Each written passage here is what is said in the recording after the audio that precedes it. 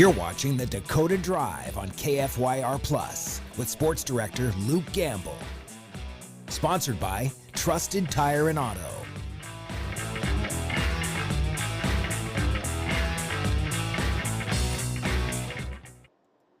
Welcome into the Dakota Drive, Monday afternoon, November 17th, and happy to have you guys along with us for today's show. We've got a good show planned for today. Jason Harris, the newly minted athletic director from Bismarck State College, going to join us. I guess he doesn't officially take that title on until the beginning of January, but I'm sure Jason's already taken steps in the direction of taking on that role. He's currently the women's basketball coach, so he's taking a little extra onto his plate as he steps into this new role as Myron Scholes retires. We had Myron on not long ago to talk about his retirement and what went into that decision, but Jason Harris is going to take over now and continue to coach while he does the athletic director job as well. So we'll talk a little bit about both aspects of that, the athletic director role as well as what the BSC women's basketball team is up to as they've gotten their season underway, one game under their belt already, and getting ready to play another one tomorrow night against an NSIC opponent. So good opportunity there for them. And then we're going to have a couple of volleyball coaches join us that are going to be headed to the state tournament this weekend here in Bismarck.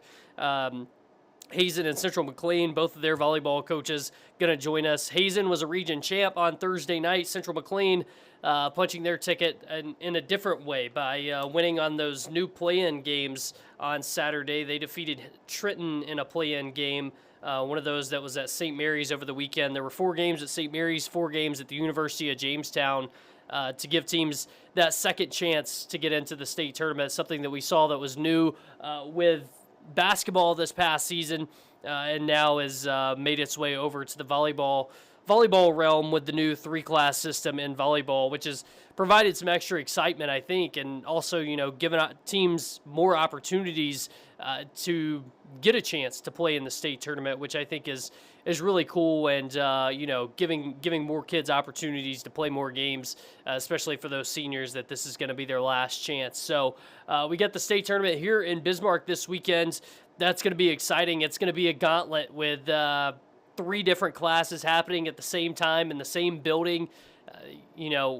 Matches starting at 9 a.m. every morning and going until I think 7 p.m. is the latest start time. Surely those games are going to go later than that. I've had a few people joke with me about 2 or 3 years ago now when we had the double A state volleyball. I think it was the championship game that went until after midnight, or maybe it was a semifinal game. I can't remember, but we had a game in the event center that was at the state tournament, and by the time it was said and done, it was past midnight when the game was over. So we're going to hope we don't have a repeat of that this weekend. I don't think anybody wants to be at the event center for that long, but we do want to see some good volleyball, and we're going to talk to a couple of good volleyball teams here today on the show. Bismarck State College, man.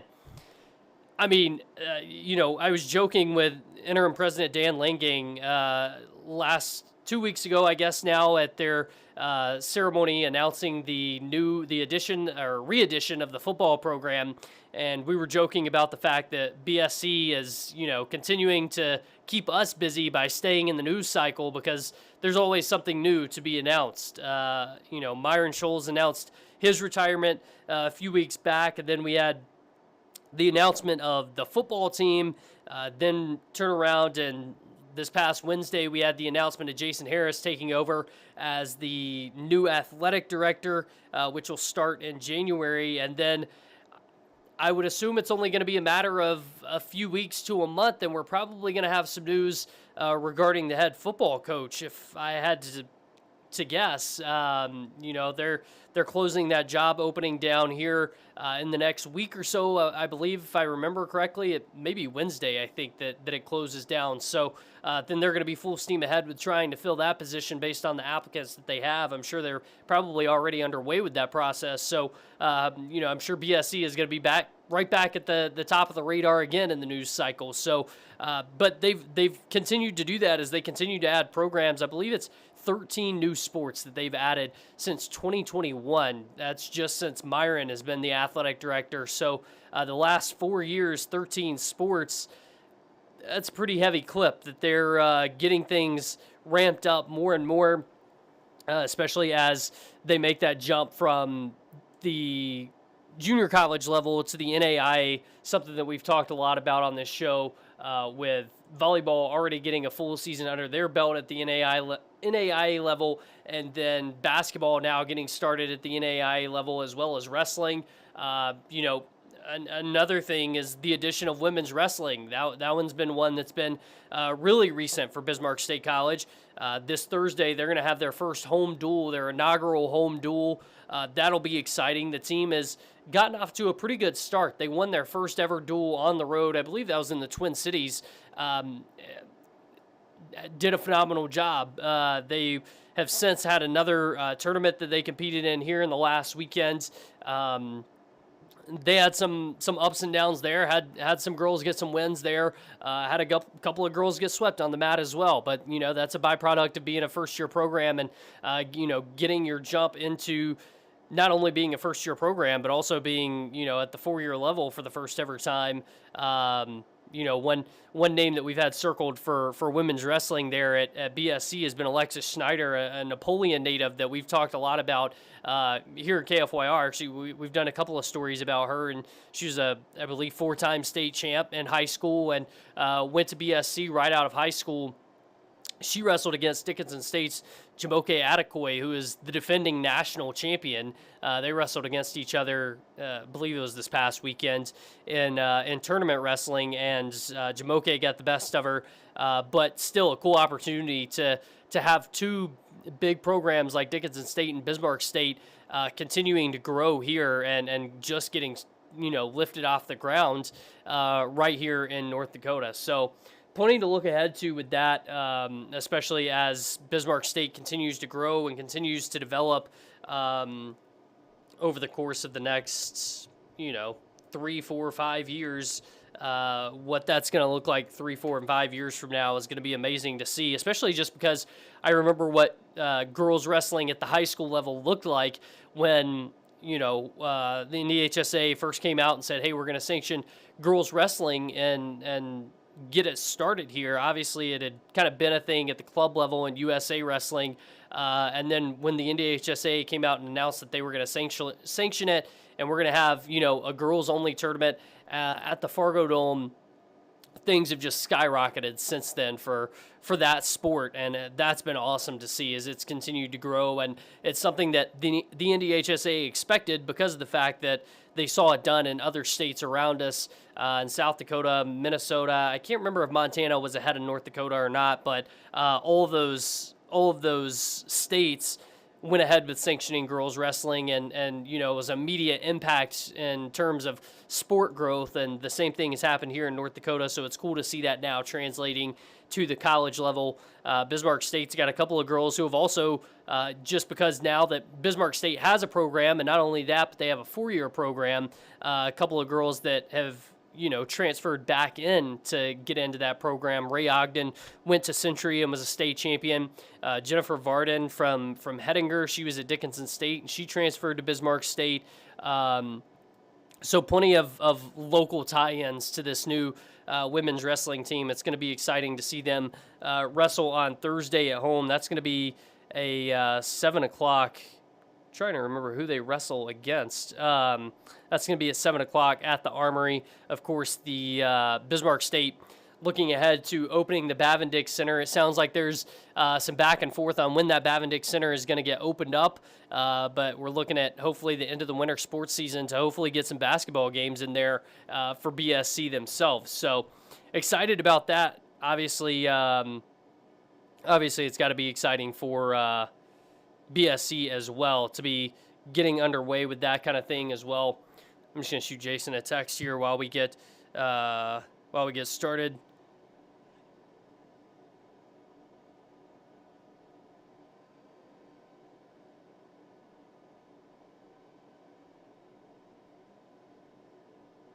Awesome. Bismarck State women's basketball, we mentioned they're just getting started, men's basketball as well, in the 4-year program. at the NAIA level. The women's team, they played Dakota Wesleyan, which is number 9 in the country, to start your season off, much less your run as a 4-year program against the number 9 team in the country.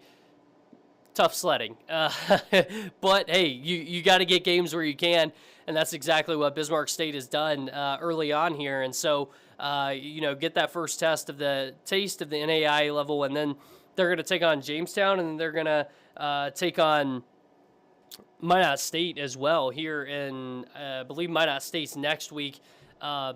Jamestown is tomorrow night. So the Mystics are going to get a really good taste of what the 4-year level looks like, but it's not going to be, NAIA teams in those couple of games, but it will be a good way to match up against, some high-level competition and see kind of, hey, where are we at before we go into conference play? And then I believe Rocky Mountain is going to be the first team that they play in conference play. So it's going to be fun to see how the Mystics shape up in NAIA play and in that new Frontier Conference.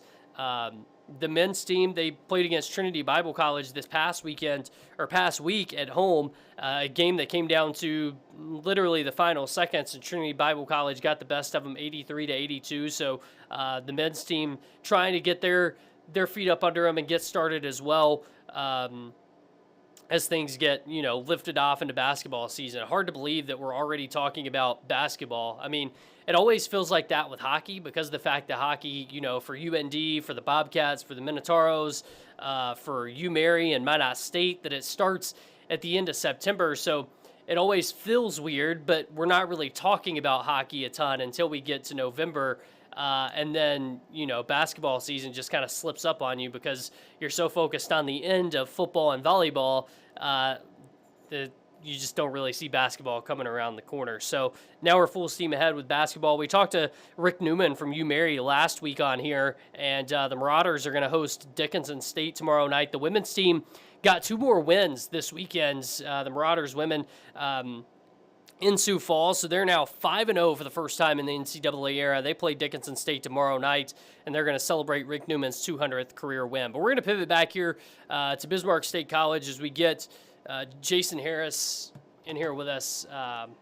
See if we can get Jason set up on our computer here. Bismarck State, obviously an exciting time with so much going on. Not only the addition of the football program coming in that's going to be relaunched in fall of 2027, but also obviously you have Jason stepping into the new athletic director position for Myron Scholes, who is going to be semi-retiring. He's going to be around in a part-time role, but let's see here. We're going to get Jason in here in just a minute. There we go. All right, let's see. Jason, how are we doing, man? Good to see you and good to have you on the show. I know that you're a busy guy right now, but tell me what's the last week been like for you? Well, it's been a little busy this last week. Kind of getting everything straightened out here.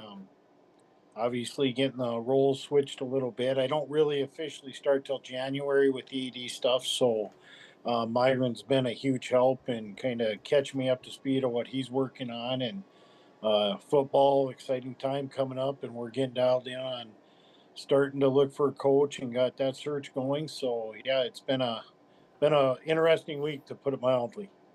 Yeah, is this obviously you're kind of getting your feet up under you when it comes to figuring out the athletic director position. Is this something that you ever envisioned, or was it just kind of the opportunity is there, so why not take my shot at it? What was kind of the thought process for you? Yeah, I guess when I came back last year, it wasn't really a big thought in my mind at the time, but when Myron kind of said he was looking at stepping away, then I thought, well, it's a good opportunity, and so I threw my name in the hat, and fortunate enough that the college thought that I'd be able to do the job, and I'm very excited. I know when I left in 2017, there were 4 sports, and now it's a little bit different page here. We've got a lot of sports going and a lot of great things going at the college, so it's an exciting time to be the AD here as well. What does it mean to you as a guy who's from the state? You spent time at BSC as both an athlete and a coach in different roles. So just what does it mean to be trusted with a position like this? Well, it means everything, to be honest. I mean, I love this place. It's done a lot of great things for my family and I. My wife Carrie, and we have, which most people know, we have 6 daughters, and I have 3 of them that attend college here right now. So getting to be a part of their lives, their sports lives, and it's always been really important to my wife Carrie and I to get to do that. And with Bismarck State giving me the opportunity to not only stay coaching, but now to be heavily involved in a lot in the other sports we have going on here at the college, and the growth that we're going through at the college. For them to trust me to help them keep going in the direction Myron's leading us in, and has been very successful to just keep that train going down the tracks. It's a big honor that I don't take lightly. What is the next month and a half look like for you as you try to take in as much information from Myron as possible while obviously balancing your basketball duties? Well, yeah, right now, I mean, Myron and I are spending a lot of time together, and he's sending me a ton of emails. I know that for sure. Uh, the basketball side of things is that's been really good. The team, we practice at 6:30 in the morning most mornings, and the ladies are more than on board. It helps kind of free up my day once practice is done to get with Myron and see all the things he's got going on, to kind of guide me a little bit in the processes of what is being done and what needs to be done. And with the new Bavendick facility opening up, in later or early 26, there's a lot of things going on with that right now. And obviously football. And then we have a lot of other sports that are just getting going. And the spring ones are already playing and in the gym getting ready. So it's been a steep learning curve, but fortunate thing is Myron's more than willing to help any way he can, and he's still going to be a part of it after, even when he retires. He's going to come back and still be a part of it with us. So that's going to really help me in a lot of ways because he's a great asset to have. I saw the floor going in at the Bavendick Center. I'm sure that's exciting. And for you, I mean, you have so much experience in college athletics that you've been around. I'm sure it's maybe a little quicker to pick things up. But how do you foresee the balance between, still handling coaching duties and doing this? And just how important was that to you to still be able to have that opportunity to coach while you're doing this? Well, it was a huge part of it, to be honest. It's, the reason I came back to the college last year was the opportunity to coach again. And, um, it's a neat thing. I have 3 of my daughters playing for me right now. And then I've got the other young ladies as part of the team. We're all kind of one big family. So I've got a lot of daughters right now, but it's, it was very important, to be honest. And the college was nice enough to put some things in place to help make it so I could stay coaching. Um, and I love it. I won't lie, coaching is a big part of my life. It has been for a long time, and getting to stay doing that was important. So the balance has not been too hard to make right now. With, like I said, practicing early in the morning, and um, Ty and Myron have both been great, and kind of guide me to the roles that they're going to need me to do to help them. And it's something that I think will just the transition will be a little easier probably than because of the people that are in place already. It When you've got good people working, it makes your job a lot easier, and that's kind of what we have here right now. Yeah.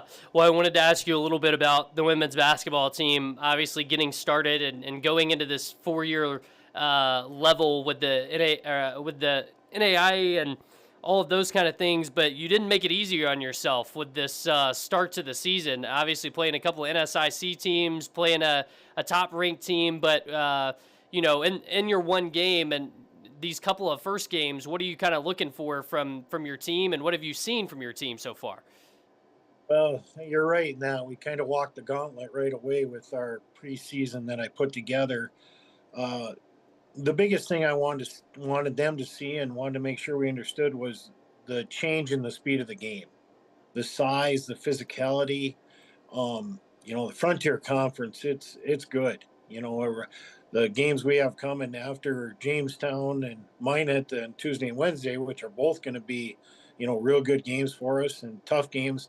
Then we turn around Friday and Saturday and we bring two ranked teams in the nation in Rocky Mountain and Carroll into our gym in the Frontier Conference to open that up. So it's you never want to go play a bunch of cupcakes early. You want to be challenged, and I definitely set that schedule up for that. The first game was a learning curve for us. The ladies kind of found out that every night you have to come ready to play. The game was a little quicker, a little more physical for some of our kids than what we're used to seeing in the Mondac. Mondac's a great conference. It's just the size and physicality was a little different than what we'd seen. So now we're getting a taste of that, and that's only going to prepare us for the Frontier Conference and the teams we have to play. Well, obviously, with this jump to the four-year college, it's providing so many more opportunities, and we've seen across the board at BSC where there's been some kids transfer back to take advantage of that may have gone to college elsewhere. I just wanted to ask you about two specific girls. Jaden Weiss from Mandan and Kennedy Stormer. Both of them have experience at the four-year level, right? So how much of an asset have those two girls specifically been as you make this transition? Well, they've been huge. I mean, because they've seen it. They've seen the speed. They know the difference. They kind of know what to expect when they get on the floor. And there's that aha moment is gone for those two. They're locked in, and we're leaning on them right now. To be honest with you, we're Kennedy played, at the NCAA D2 level and had success there. And I don't know if she was planning on coming back as much as she was this year until Dad called her and said, "Hey, I need a senior. So guess what? You're moving home." So that Kennedy coming back has definitely been a huge plus for us. And Jaden's kind of the same thing. Our style of game, I think, fits her very well. We're up tempo. We're looking to shoot a lot of threes, and that she's a really good 3-point shooter. And so early on in the season, we're going to lean on those two quite a bit. And Natalie Dakota is going to put some weight on her shoulders. And the other girls, they're just going to keep getting better and better and figuring out the system we want to run. And I'm happy where we're at right now. Never satisfied, but we're definitely trending in the right direction. Last thing I wanted to ask you just real quick. I mean, what excites you most about the athletic director opportunity? What are you kind of looking forward to most about being able to step into that role? I think the biggest thing is, anytime you're growing, it's exciting. And adding football is going to be a huge atmosphere kind of kick to the college. I think everything involved with football. You have your homecoming, your tailgating. Already having the conference as the Frontier is going to be huge. That's we're 10 of our 11 games are already kind of spoken for in the conference play. So that's going to be something that's makes it really nice. But it also brings the college kind of together, I think, and it makes it easier for other athletes as recruits come. The new Bavendick Center is going to be a huge recruiting tool. So as an AD, it's just really exciting to see, the all the positive momentum we have going. And anytime you're growing is a good problem to have, and it's definitely one we're looking at here. You have to build your infrastructure, you have to do all that stuff, but we're more than willing to take that on. And it's like I said, growing's always better than going the other way, and that's definitely something we're doing. All right, I lied. Last thing, just really quick. I know the application is closing soon for the football coach. Do you have a timeline in mind of when you expect to hire someone? Uh, yeah, I think we're probably going to have decisions sometime in December, and then probably looking at if whoever is chosen and takes the position, if they're able to make it work in January, probably having head coach maybe on campus by January, but that'll fit that person's schedule more than anything, and let them get dialed in and give them a little time to get everything in place they're going to have to get in place. Yeah, absolutely.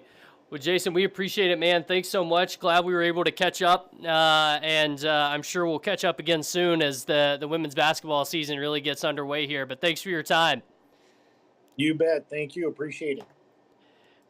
All right, Jason Harris, the incoming athletic director for Bismarck State College. That'll be happening soon, and right on the heels of that, obviously we talked about it with him, but right on the heels of that, he's going to be adding in the responsibility of having a new football coach come in. So that's going to be exciting too. The idea is you give a football coach about a year and a half to kind of set his feet before they play a first football game in fall of 2027. And, it's going to be whoever they hire, it's going to be hit the ground running as soon as, they get that job and things get in place. But we're going to pivot a little bit now to volleyball just real quick before we talk a little Hazen volleyball. I wanted to see if we could take a quick look at the brackets. We're just going to look at these online. This is the AA bracket. So Century, the defending WDA champions, once again, the defending state champions, taking the 1 seed out of the West. They'll play West Fargo Horace. Minot back in the tournament for the first time in a while, so that's exciting for the Minot program. They're going to have a really tough matchup in Game 1 against West Fargo Cheyenne, but nonetheless exciting for the Majets to be back in a place that they haven't been in a while. Bismarck takes the 4 seed out of the West. They'll see West Fargo, the top seed. West Fargo beat Cheyenne 3-2 in the EDC championship. And then Jamestown will take on Davies. Jamestown falling in 3 sets to Century in that WDA championship on Saturday. In Class A, this is the one we're going to be talking about here pretty soon. Starting at the top, Mayport CG taking on Des Lacs Burlington. And then it's going to be Central Cass and Dickinson Trinity. Trinity making yet another state tournament appearance. I believe this is 8 in a row now for the Titans. They finished as runner-up in the region, end up going and winning a play-in game and play their way into the state tournament. And they lost that region championship to Hazen, who is the 8 seed coming in. They'll take on top-seeded South Prairie Max. South Prairie Max has been the number 1 team in the state for the majority of the year. So Hazen going to have their hands full early on, and then it'll be Valley City and Thompson in that 4 and 5 spot. Thompson playing its way into the tournament on Saturday as well. So Class A tournament certainly going to be fun. Again, all 3 of these tournaments going to be taking place at the Event Center this week. And as you can see here, 9 a.m. start times for every day, which is going to make things, it's going to make a full day out of things. But that's what you sign up for, is going to be a fun day of volleyball for 3 straight days, Thursday, Friday, and Saturday. In Class B, Medina Pingree Buchanan had never made a state tournament before last year, and here they are, back-to-back region champs, making back-to-back state tournament appearances. They'll take on Surrey, a team that has gone through some ups and downs here late in the season, kind of had to battle back through districts and region. And then Linton HMB taking on our Redeemers. Linton HMB back in the state tournament for the first time since 22. They fell to Medina Pingree Buchanan. They beat them in the district championship. Then they lost to Medina in the region championship, the second year in a row that Medina has beat Linton HMB in the region title game to punch their ticket to state. And this year, Linton HMB gets the benefit of winning a play-in game on Saturday to get into the state tournament. Linton HMB been without one of their top players, Brooklyn Schumacher, recently. She suffered an injury, and seems like it's kind of a coin flip as of right now if she's going to play in the state tournament. Didn't play in the region tournament after she was injured at districts. So kind of trying to get through the healing process as quickly as possible, because Coach said she is itching to get back on the floor as quickly as she possibly can. Then Langdon area Munich is going to be the 1 seed. They'll take on 8th seeded Central McLean. Central McLean, another team that played their way in with a win on Saturday against Trenton. Central McLean's head coach Whitney Jangula scheduled to join us here later in the show. At the bottom is going to be the 4-5 matchup, one that everybody's going to have circled. Edgeley Cole Montpelier taking on Flasher. Flasher winning the region championship on Thursday in Killdeer.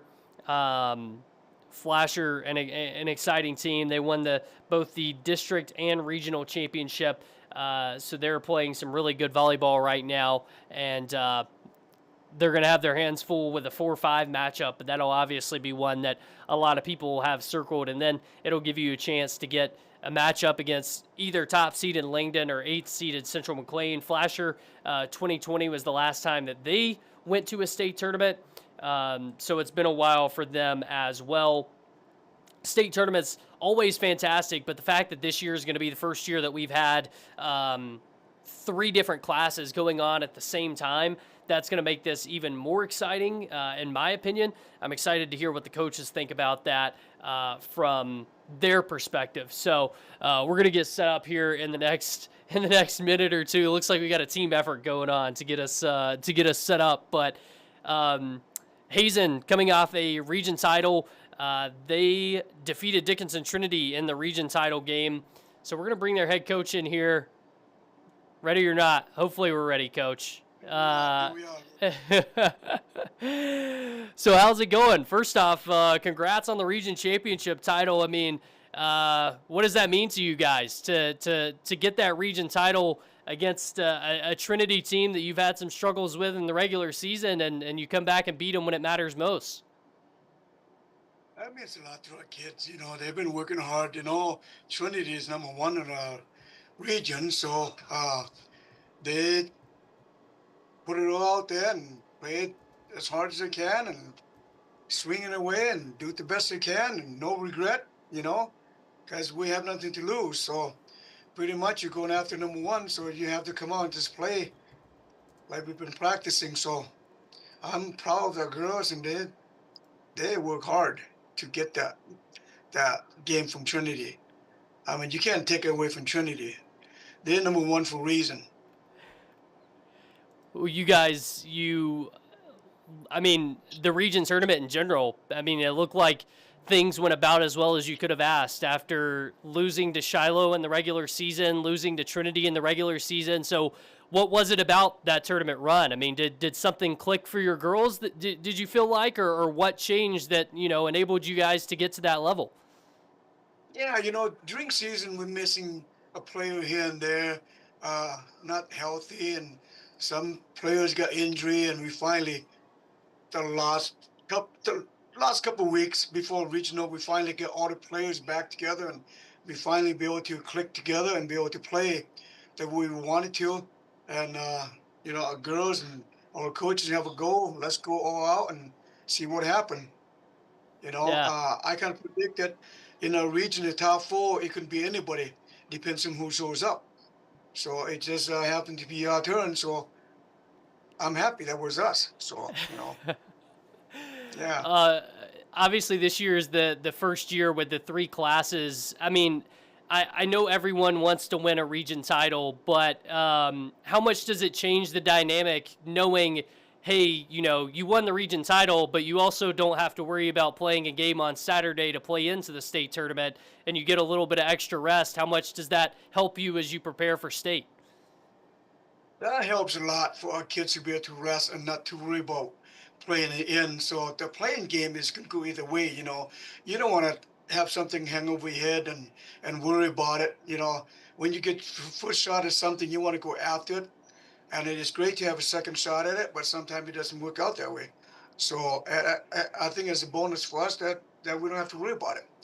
So some of our girls went and watched play in, and it was fun to sit and enjoy watching, Well, your team Thursday was a product of this. You played another 5-set match. You've played a lot of 5-set matches this year against some good teams. So how does that kind of prepare you for the state tournament, knowing that you guys have been in a lot of tough battles? This state tournament coming up, it's wide open. It can be anybody. It is almost like a brand new season again. So whoever can bring the game and finish the game will be okay. So I'm just telling the girl that, hey, get out there and play hard and have fun and no regret. We make it through state already, so might as well go all out and let's just have some fun. Absolutely. Well, you obviously have to take on, you're the 8 seed going in, and you've got to take on the team that's been number 1 pretty much all year. So how much have you watched of South Prairie Max, and what makes them so difficult to stop? You know, South Prairie, they got a lot of talent. You can't take that away from them. A lot of good athlete, and they are tall. I'm gonna say we are the shortest team in the state probably. You know, but we have played South Prairie for a couple of times, and we did took one set out of them. So hopefully we'll learn something from that, and we'll see what happened. You know, it's I guess it's gonna be all right. I think so. We'll be okay. Yeah, I just hope absolutely. we can hang with them. Yeah. Well, you mentioned being the shortest team in the state, or maybe one of them. For people who don't know much about Hazen volleyball, I mean, what has been the strength that's gotten your team to this point? Well, our kids love to compete. They, the beginning of the season, we're talking, you know, we're going to have to come out and just work hard. We want to get somewhere with it. We got to work hard. I am so proud of our kids. They put in time, and they do not quit. I keep telling them, you will not quit until the last point hit the floor. So that's one of those things. On the other side, I mean, how do you prepare and play to your strengths when you're playing against the top team in the state?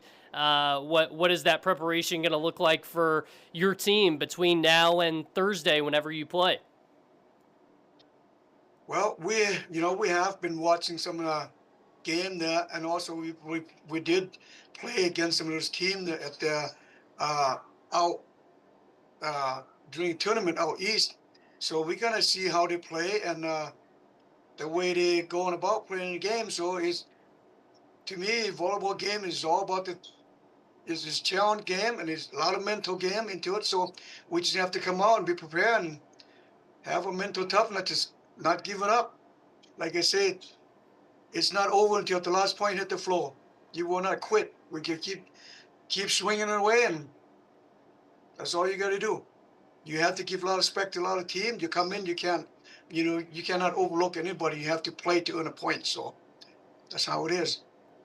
How much do you think your team will embody that? I mean, knowing that you're a region champ, but you got the 8th seed. I mean, how much do you feel like you guys are kind of embodying a little bit of an underdog mentality going in, or do you even talk about that? We haven't talked much about it. It is kind of one of those things, and the way the state ranking team, I guess that's the way they do it. There's nothing we can do about it. Like I say, it's a brand new tournament, so it's anybody's game. We just have to prove ourselves that we could hang with the rest of them. We're not a region champ for nothing. So we did work our way up there. So to get the championship game, so we just have to continue, keep playing, and play hard. That's what we have to do. So You you mentioned playing against South Prairie Max in a tournament format earlier in the season.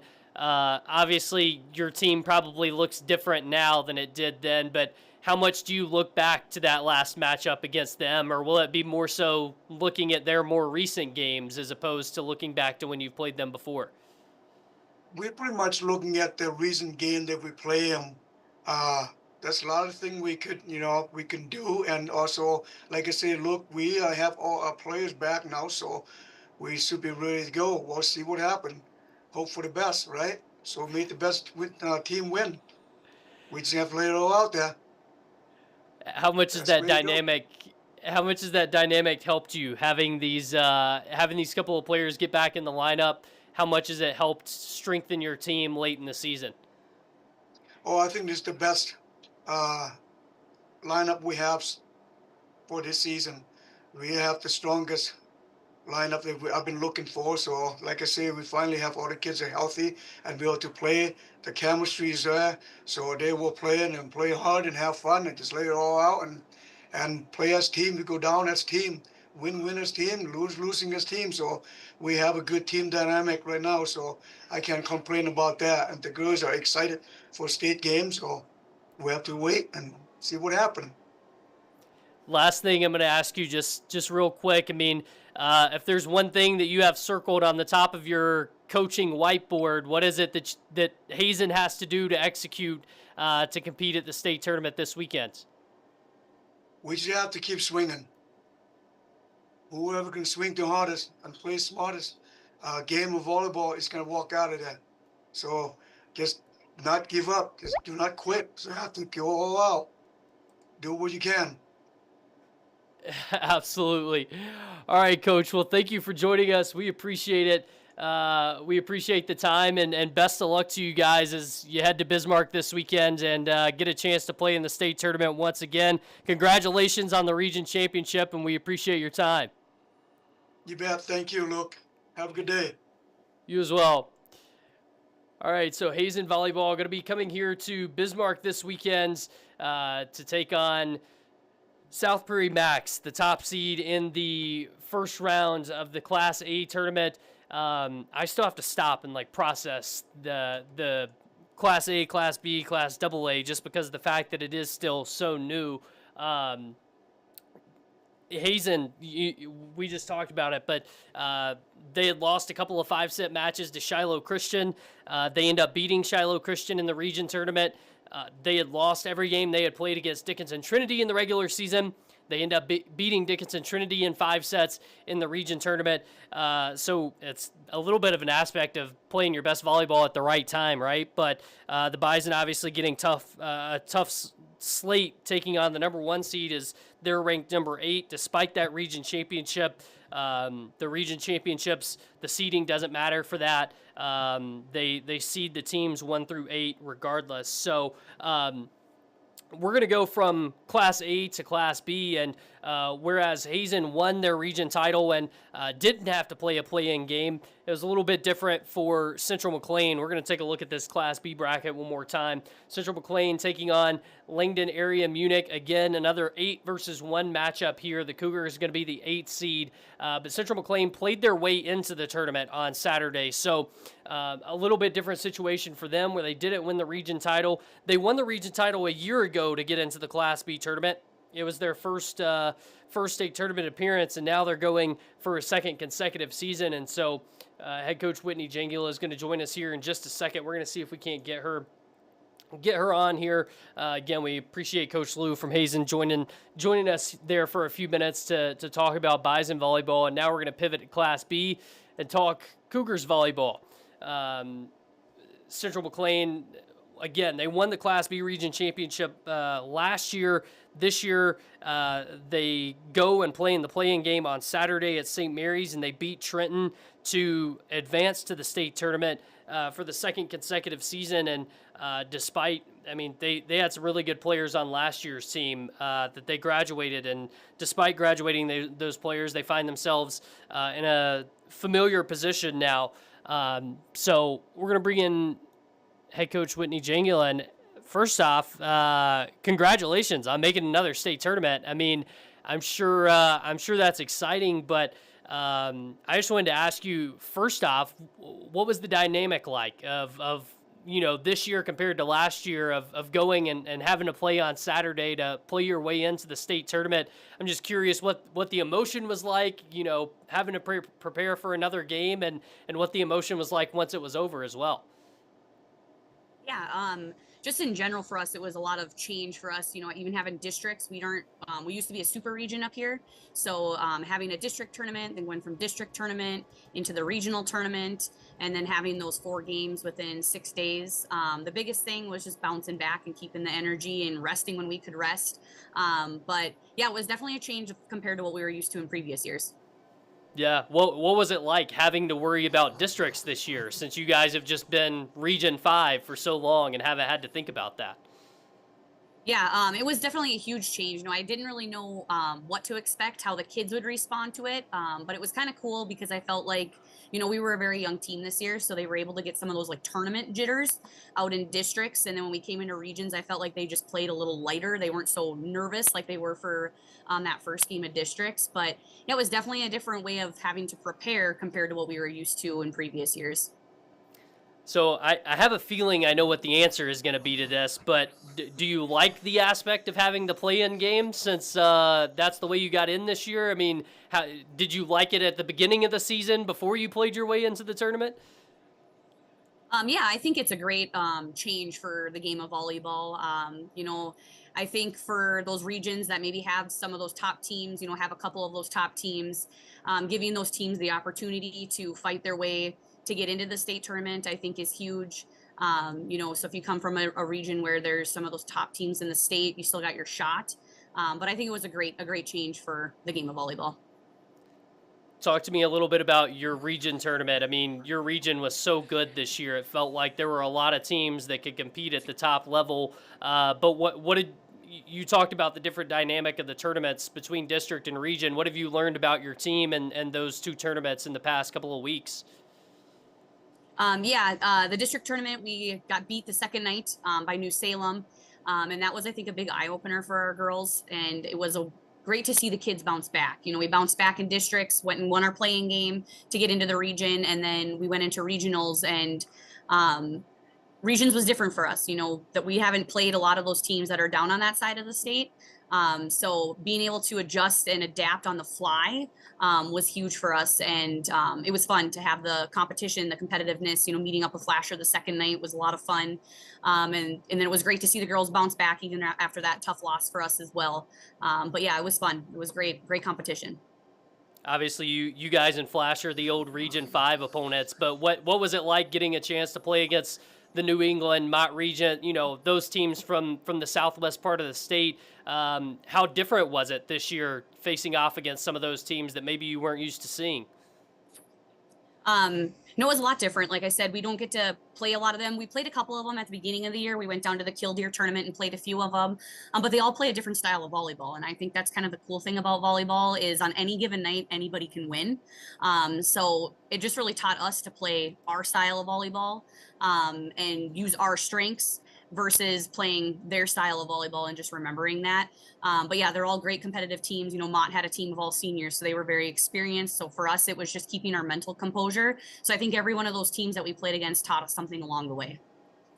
I wanted to ask you about that because last year we spent a lot of time talking about Adeline Eng, who was a really good athlete all around, but was really good for you guys on the volleyball court. You graduate a player like that, and then you're obviously talking about the youth of your team. How have you seen those young girls really step up and find ways to compete this year? Yeah, we returned two girls that had quality varsity experience for us from last year. So a lot of youth for us and inexperience for us coming into this season. But I think the fun thing has been with this group is they've been willing to learn every single day. They come in, we had some tough losses throughout the season, and they just learned from it, and they never really gave up, and they never got satisfied. That's another big thing that we preach a lot in our gym is don't get satisfied with where you're at. Always want to go to be better the next day. And that this group has done it so well, and it's been great to see the different girls that have stepped up for us. We've had a lot of girls that I didn't think would maybe step into a leadership role, and they've done that. And really, especially with our youth, they've kind of kept them in check and helped them mentally prepare. And just coming in every day and working on the little things. That's really what we focused on a lot this year was all those little things. Yeah, obviously, I know you have the state tournament to worry about, so you're not looking too far ahead. But what kind of hope does that give you for the future, looking ahead, of the program, just knowing how much those younger girls have been able to step up this season? Yeah, the future is super bright for Cougar volleyball. This group, just seeing what they accomplished just in the season this year, when I look at where they started from the off season to now, and then just how they can really take the next step coming into the next off season. They don't have to focus on the super small things anymore, being able to take their game to the next level. But I'm super excited for them. They're all such a good group of kids, and they all work so hard. And yeah, the future is very bright, very bright. Tell me about your first round matchup, getting the 8th seed and having to take on the 1 seed. Obviously, you're going to have your hands full, but what do you know about Langdon? What have you learned about Langdon from what you've seen so far?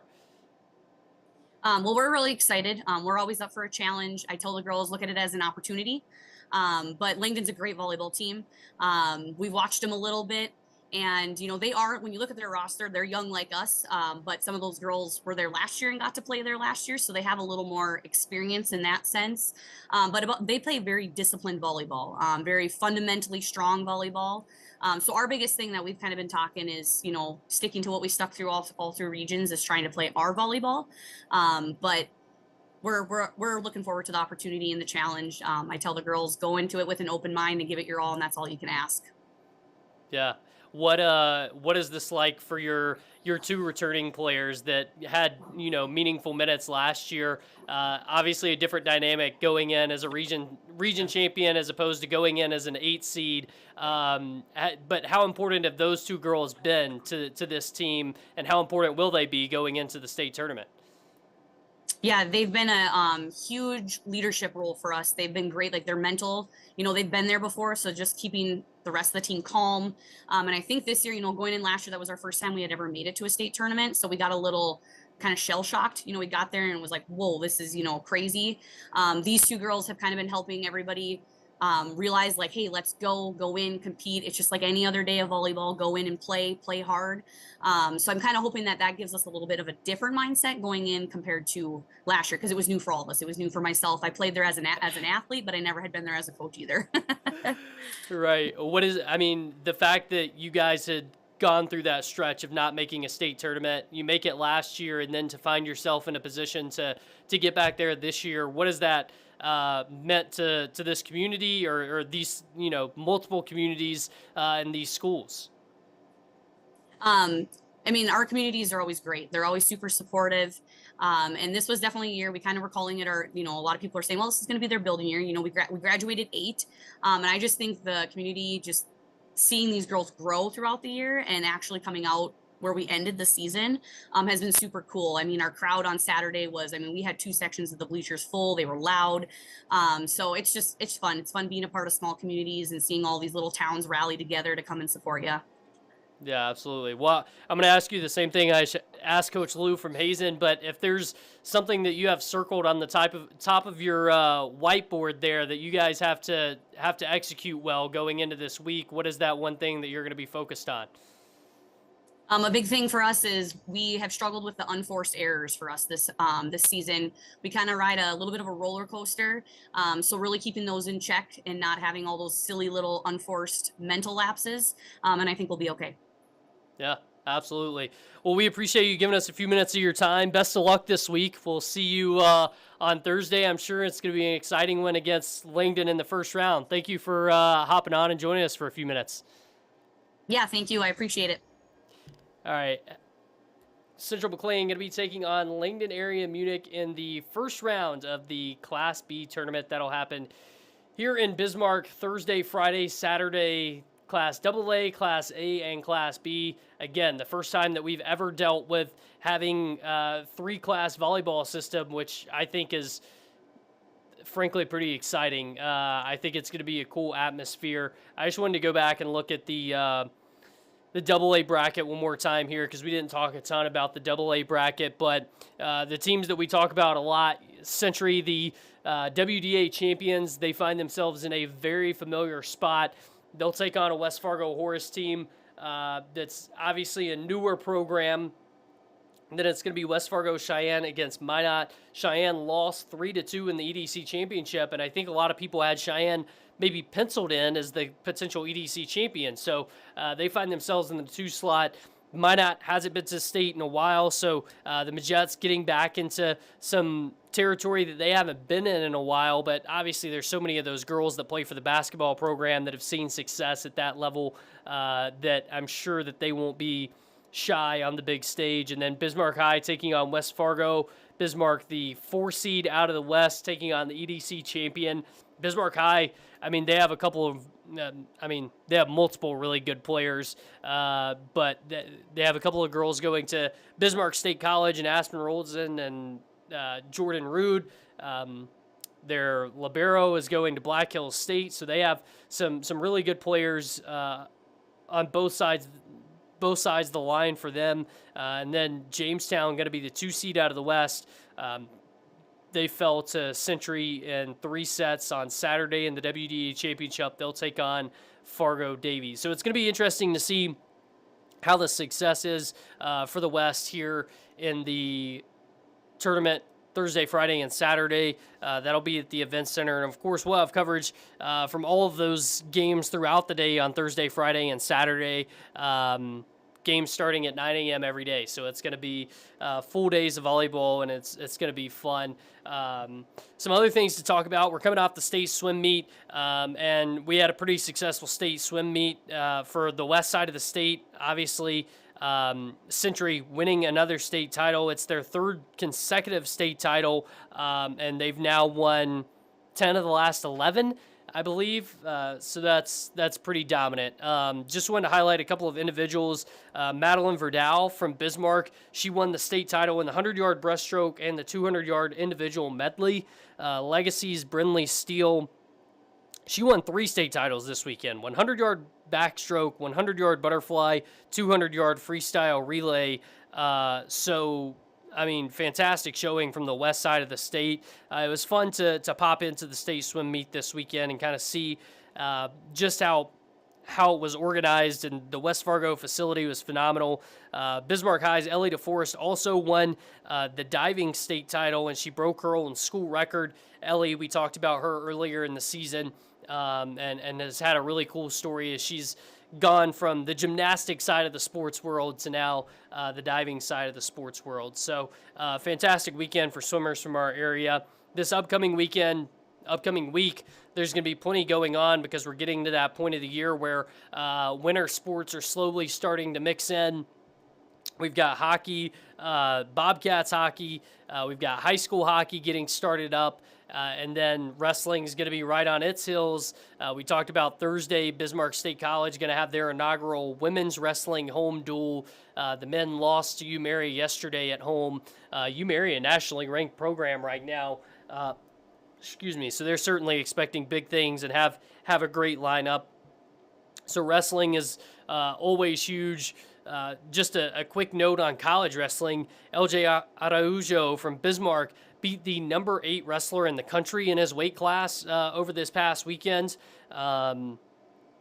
He's off to a good start at Nebraska. He's done a phenomenal job there and kind of slowly working his way up the ranks in the NCAA Division I level. So cool to see that happening for him as well. Trying to think of other things that I had on my docket. NDSU and UND are going to close out the regular season this week. NDSU hosting St. Thomas. So you can kind of guess what that's probably going to look like. UND, on the other hand, they're going to be playing against South Dakota State. South Dakota State, not in a great position. They're kind of sliding to the point where they may miss the playoffs. UND, they're still ranked number 13. I believe South Dakota State is ranked number 22 as of today. UND didn't get off to a great start against Murray State this past weekend. They got back in it into the second half and ended up going on to win 35-17. But the Hawks got to get off to a better start this weekend against South Dakota State and try to put things away for the regular season and see if they don't have maybe an outside shot at working their way into the playoffs. But Eric Schmidt certainly has his team in a position that they could be in the playoff conversation. NDSU still ranked number 1 in the country after beating Northern Iowa 48-16. A pretty one-sided game again at the Fargo Dome. We were there for a little bit of that one, and Cole Payton was good again. Barika Pino was really good. Bryce Lance had a phenomenal game, 131 yards receiving. Things look good overall for NDSU, but it's going to be interesting to see once we start getting into the playoff rounds and see them playing against some better teams here in the near future. Hard to believe that we're just a couple of weeks away from the FCS playoffs getting started, and then the road to Nashville begins. Nashville, not Frisco. First time it'll be the national championship will be in Nashville, so that'll be kind of a cool thing to see to kind of mix things up a little bit, and we'll see. Sure that a Dakota team will definitely be in the conversation to be in the mix for making that title game, and definitely a good chance that North Dakota State finds themselves there once again. We appreciate you joining us here on the Dakota Drive this afternoon. Be sure to find us right back here next week from 2 to 3 p.m. Central. If you missed anything, you'll be able to find it on our website here this afternoon in just a little bit as we talked state volleyball, as well as caught up with the new incoming Bismarck State Athletic Director, Jason Harris. So an exciting show today. We'll be right back here next week as we wrap things up for the month of November. Hard to believe. We'll put a bow on the fall sports season as volleyball gets its state tournament completed this weekend. We'll put a bow on that on Monday, and then we'll look ahead to the winter sports season and what's left with college football and the last few components of fall collegiate sports. That's it for the Dakota Drive. We'll see you right here on Monday, 2 to 3 p.m. Central. Have a great day and have a great rest of your week.